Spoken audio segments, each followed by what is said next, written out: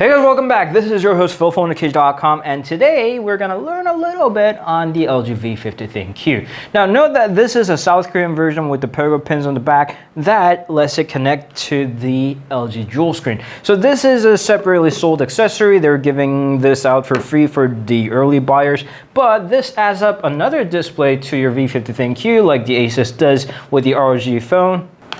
So you just put it on the bottom half of the dual screen and you can enjoy two different screens. You can launch two different apps, watch a video, reply to the message, surf the web, shop on the other screen, watch a game on one side and another one on the other. Use it as a virtual gamepad with different styles, console style, racing style, arcade style, and basic style. But to be honest, I wasn't too impressed with this idea. Firstly, it's way too heavy. Combined together, it weighs 310 grams. And also the hinge mechanism is clunky. You can open in the middle, you can open flat, or you can flip it back to the other side so you can use it as a normal phone. Now it looks a little bit like Nintendo 3DS, but the difference here is that it's a phone, so most of the apps should be run portrait. And for that, it feels a little weird to hold. It's a lot lighter on one side and it's a lot heavier on the other side. The volume rockers are hidden on the back, so it's really hard to reach when it's open. I found it the easiest to use when I put it on the floor, but then there's lack of balance. So if I tap on one side, it wiggles. If I tap on the other, it wiggles. It doesn't have a proper counterbalance to it.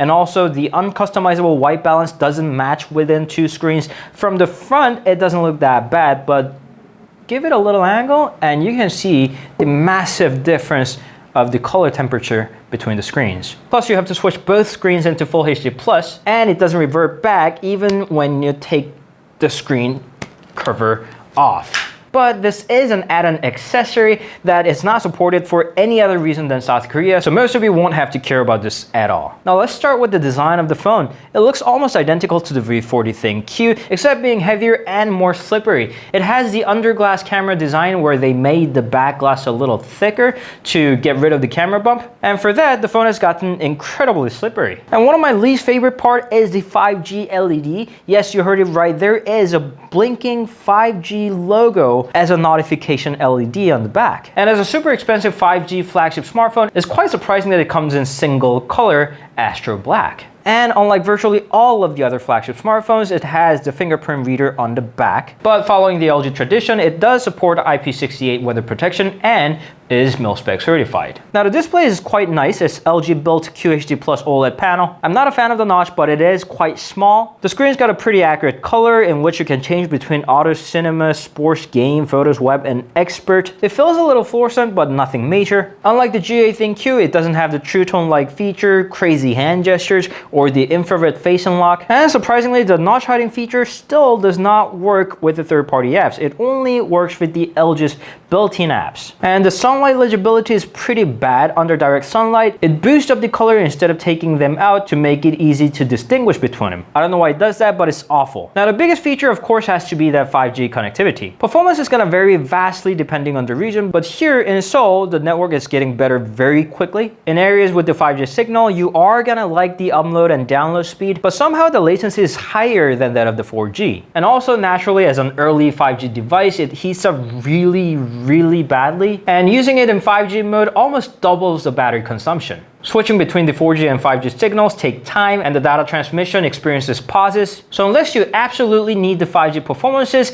I strongly suggest you to use it in 4G mode. Performance-wise, it's a 2019 flagship, so it's got Snapdragon 855, 6GB of RAM, and 128GB of storage, which is not a lot, but it is expandable through microSD card slot. The overall operation is very snappy. Tap anything, they launch. It doesn't take any time. Everything is very fast. But my problem always with the LG phone is that interface. It's really outdated. Look at the icons, colors, fonts, and those lines. They look terribly old-fashioned. And I'm not only talking about the way it looks, there still is no full screen gesture control. There's still no Google Assistant button customization. Probably the only thing that I like is the new always-on display clock. It looks pretty nice. On the camera department, it's a penta camera device. It's got triple cameras on the back and dual on the front. Now overall, the main lens photos are good. They are quite sharp. The focus sequencing is good. The colors could be better, but they're good enough. And it's got a pretty big sensor for the wide angle camera, so that quality, along with high resolution, is satisfactory. Now the indoor photos feel a little artificial for some reason. It's sharpened a little too much and the colors pop out too much, but it's not bad by any means. Rather, in low lighting condition, the HDR processing is pretty slow. Take a photo and it takes a little too long for you to be able to take another one. Just like the other phones, it also has the AI cam that automatically recognizes the scenes and applies the right effects for you, but it is separated. You have to tap it every time you want to use it, unlike virtually any other phone. And while it has 3 different angles, main, wide, and telephoto 2x zoom, the telephoto lens still does not have optical image stabilizer. The good part is that its portrait mode works really well, and it works with the video, and that is both front and back. And since the front portrait mode is with the dual lenses, not the software backed, it works with any objects. It doesn't have to be a human face. I care about that because I want to take a selfie with my cat. However, it doesn't mean that the selfie cam itself is good. The lenses are tiny, meaning that the sensors are also tiny. They got pretty slow aperture, they're painfully shaky, and the wide angle one simply is terrible in low lighting conditions. Now audio-wise, I want to point out the receiver on top is really small. I can see that there's not much of space to spare around there, but still, the grill is too small that I have to pinpoint it to my eardrums. And an LG phone finally has dual stereo speakers, but it's not that good. It's gotten better, but it's not good.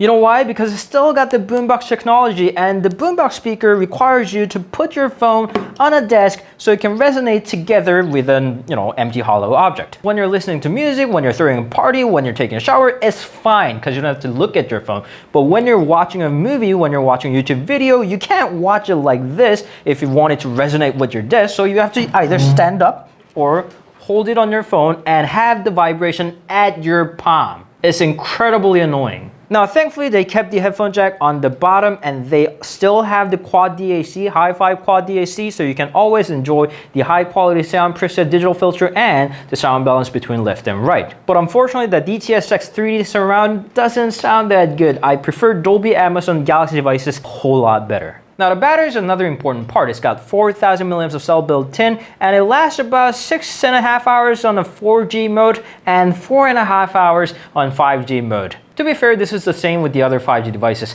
In case you're wondering, with the dual screen attached, since it draws power from the phone, it takes about 40% more battery life. Charging is done through the USB-C port on the bottom. It supports up to 18 watts of fast charging, but unfortunately it's not that fast. For half an hour you get 32%, for an hour it gets 57, hour and a half gets you 81%, 2 hours for 98%, and fully charging the phone takes 10 more minutes, so 2 hours and 10 minutes. And just like a flagship smartphone it does support wireless charging and fast wireless charging as well. Alright, so that was the basics on the V50 ThinQ, and here we go with the conclusion. It's a quite expensive phone. Sprint charges you $1,152. Now that's certainly cheaper than $1,299 of the Galaxy S10 5G, but I don't see it as a fair amount of difference. Yes, it is cheaper, but it does have less RAM, less storage, although expandable, shorter battery life, worse screen, worse photo quality, incomparable user interface. It's got old school fingerprint reader, and its speakers are terrible. Am I saying that the V50 is a bad phone? No, it's not bad. It's good enough. I just don't believe that it's worth that much money. Therefore, if you can get a really good deal, because I've seen some crazy discounts, like you only have to pay 19 bucks a month for a 2-year installment plan for Sprint, it's a no-brainer. Go get one. So yeah, that's all I'm saying. It's not bad, but there really isn't that much change from the V40. It really feels like V45 as its model code suggests. And the competition is really strong. In short, for the similar price, get a Galaxy. For a way cheaper price, get this. Alright, so that was a quick look on the LG V50 ThinQ. If you have any questions, please do leave them down in the comment section below. You can always meet us on Instagram, Facebook, and Twitter. We'll see you guys later. Ciao.